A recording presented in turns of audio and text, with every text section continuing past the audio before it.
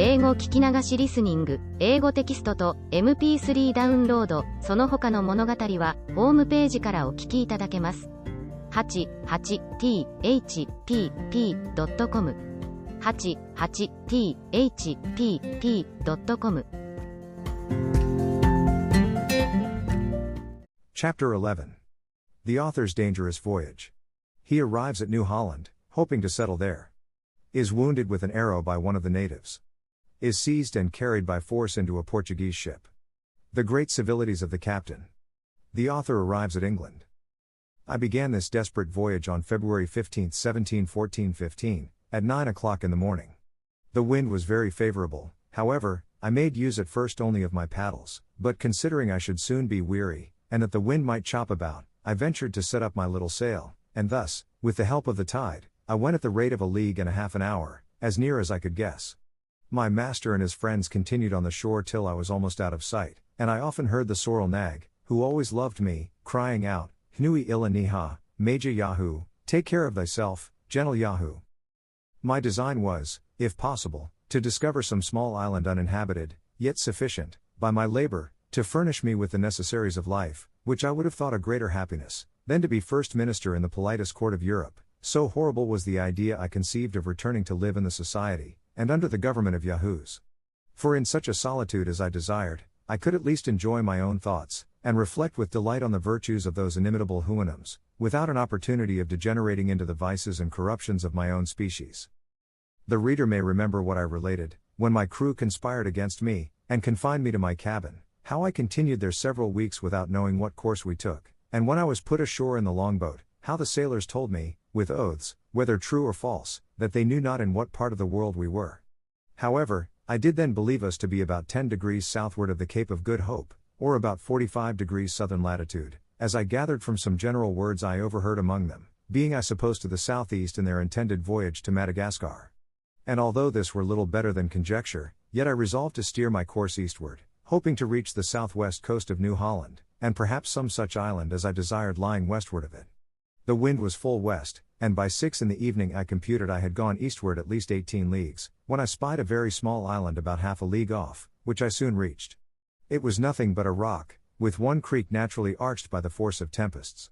Here I put in my canoe, and climbing a part of the rock, I could plainly discover land to the east, extending from south to north. I lay all night in my canoe, and repeating my voyage early in the morning, I arrived in 7 hours to the southeast point of New Holland. This confirmed me in the opinion I have long entertained, that the maps and charts place this country at least 3 degrees more to the east than it really is, which thought I communicated many years ago to my worthy friend, Mr. Herman Mall, and gave him my reasons for it, although he has rather chosen to follow other authors. I saw no inhabitants in the place where I landed, and being unarmed, I was afraid of venturing far into the country. I found some shellfish on the shore, and ate them raw, not daring to kindle a fire, for fear of being discovered by the natives. I continued 3 days feeding on oysters and limpets, to save my own provisions, and I fortunately found a brook of excellent water, which gave me great relief. On the 4th day, venturing out early a little too far, I saw 20 or 30 natives upon a height not above 500 yards from me. They were stark naked, men, women, and children, round a fire, as I could discover by the smoke. One of them spied me, and gave notice to the rest. 5 of them advanced toward me, leaving the women and children at the fire. I made what haste I could to the shore, and, getting into my canoe, shoved off. The savages, observing me retreat, ran after me, and before I could get far enough into the sea, discharged an arrow which wounded me deeply on the inside of my left knee. I shall carry the mark to my grave. I apprehended the arrow might be poisoned, and paddling out of the reach of their darts, being a calm day, I made a shift to suck the wound, and dress it as well as I could. I was at a loss what to do, for I durst not return to the same landing place, but stood to the north, and was forced to paddle, for the wind, though very gentle, was against me, blowing northwest. As I was looking about for a secure landing place, I saw a sail to the north-northeast, which appearing every minute more visible, I was in some doubt whether I should wait for them or not, but at last my detestation of the Yahoo race prevailed, and turning my canoe, I sailed and paddled together to the south, and got into the same creek whence I set out in the morning, choosing rather to trust myself among these barbarians, than live with European Yahoos. I drew up my canoe as close as I could to the shore, and hid myself behind a stone by the little brook, which, as I have already said, was excellent water. The ship came within half a league of this creek, and sent her longboat with vessels to take in fresh water, for the place, it seems, was very well known, but I did not observe it, till the boat was almost on shore, and it was too late to seek another hiding place. The seamen at their landing observed my canoe, and rummaging it all over, easily conjectured that the owner could not be far off. 4 of them, well armed, searched every cranny and lurking hole, till at last they found me flat on my face behind the stone. They gazed a while in admiration at my strange uncouth dress, my coat made of skins, my wooden-soled shoes, and my furred stockings, whence, however, they concluded, I was not a native of the place, who all go naked. One of the seamen, in Portuguese, bid me rise, and asked who I was. I understood that language very well, and getting upon my feet, said, I was a poor Yahoo banished from the Houyhnhnms, and desired they would please to let me depart. They admired to hear me answer them in their own tongue, and saw by my complexion I must be a European, but were at a loss to know what I meant by Yahoos and Houyhnhnms, and at the same time fell a laughing at my strange tone in speaking, which resembled the neighing of a horse. I trembled all the while betwixt fear and hatred.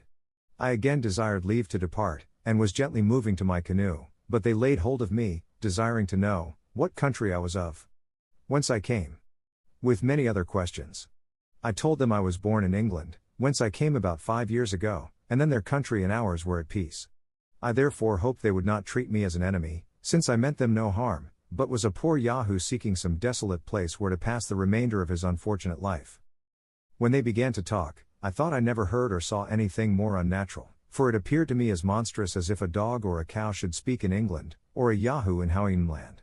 The honest Portuguese were equally amazed at my strange dress, and the odd manner of delivering my words, which, however, they understood very well. They spoke to me with great humanity, and said, they were sure the captain would carry me gratis to Lisbon, whence I might return to my own country, that 2 of the seamen would go back to the ship, inform the captain of what they had seen, and receive his orders. In the meantime, unless I would give my solemn oath not to fly, they would secure me by force. I thought it best to comply with their proposal. They were very curious to know my story, but I gave them very little satisfaction, and they all conjectured that my misfortunes had impaired my reason. In 2 hours the boat, which went laden with vessels of water, returned, with the captain's command to fetch me on board. I fell on my knees to preserve my liberty, but all was in vain, and the men, having tied me with cords, heaved me into the boat, whence I was taken into the ship, and thence into the captain's cabin. His name was Pedro de Mendez. He was a very courteous and generous person. He entreated me to give some account of myself, and desired to know what I would eat or drink, said, I should be used as well as himself, and spoke so many obliging things, that I wondered to find such civilities from a Yahoo. However, I remained silent and sullen. I was ready to faint at the very smell of him and his men.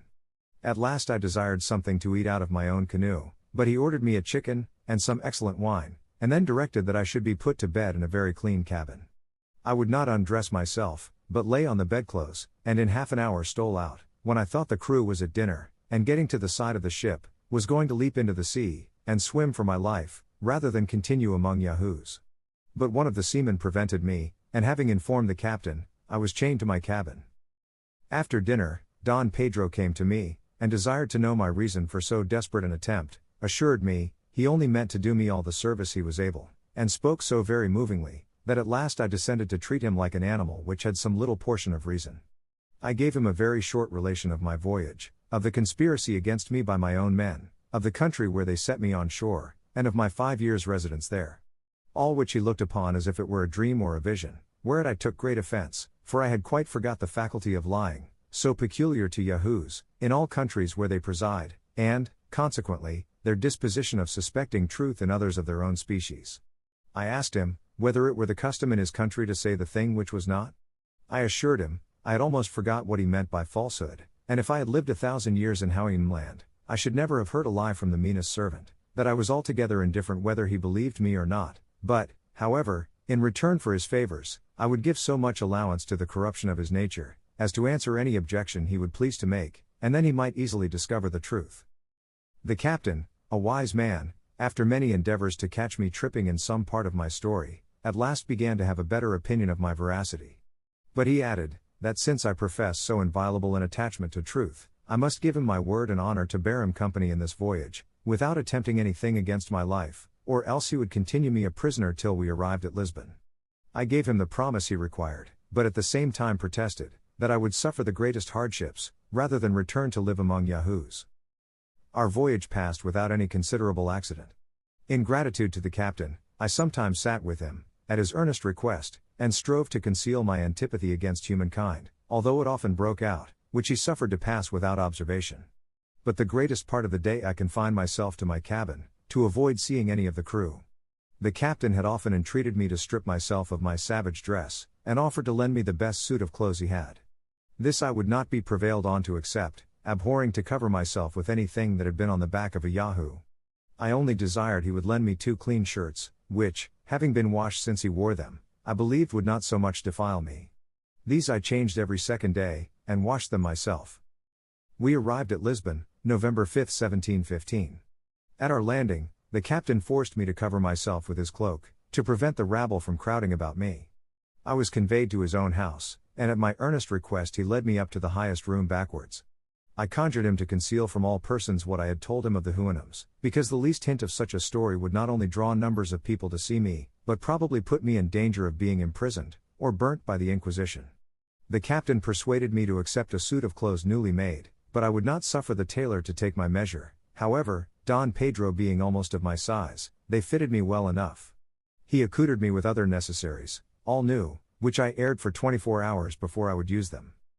The captain had no wife, nor above 3 servants, none of which were suffered to attend at meals, and his whole deportment was so obliging, added to very good human understanding, that I really began to tolerate his company. He gained so far upon me, that I ventured to look out of the back window. By degrees I was brought into another room, whence I peeped into the street, but drew my head back in a fright. In a week's time he seduced me down to the door. I found my terror gradually lessened, but my hatred and contempt seemed to increase. I was at last bold enough to walk the street in his company, but kept my nose well stopped with rue, or sometimes with tobacco. In 10 days, Don Pedro, to whom I had given some account of my domestic affairs, put it upon me, as a matter of honor and conscience, that I ought to return to my native country, and live at home with my wife and children. He told me, there was an English ship in the port just ready to sail, and he would furnish me with all things necessary.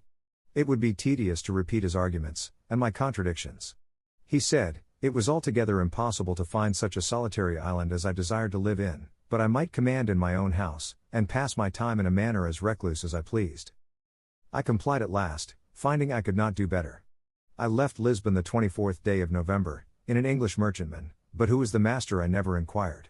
Don Pedro accompanied me to the ship, and lent me £20. He took kind leave of me, and embraced me at parting, which I bore as well as I could. During this last voyage I had no commerce with the master or any of his men, but, pretending I was sick, kept close in my cabin. On the 5th of December, 1715, we cast anchor in the Downs, about 9 in the morning, and at 3 in the afternoon I got safe to my house at Rotherhithe. 546.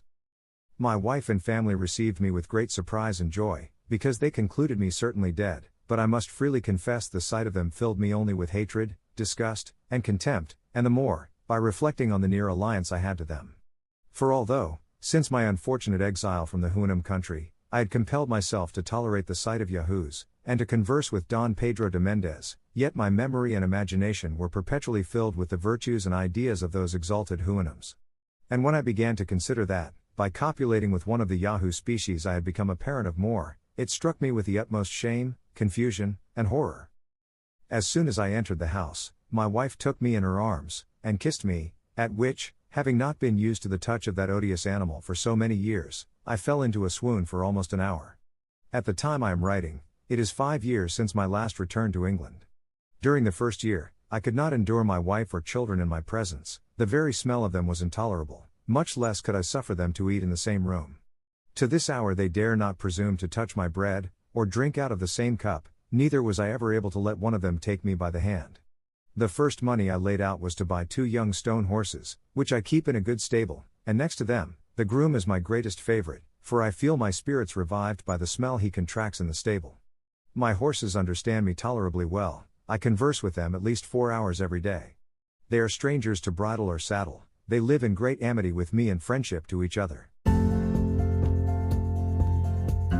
英語聞き流しリスニング、英語テキストと MP3 ダウンロード、その他の物語はホームページからお聞きいただけます。88thpp.com 88thpp.com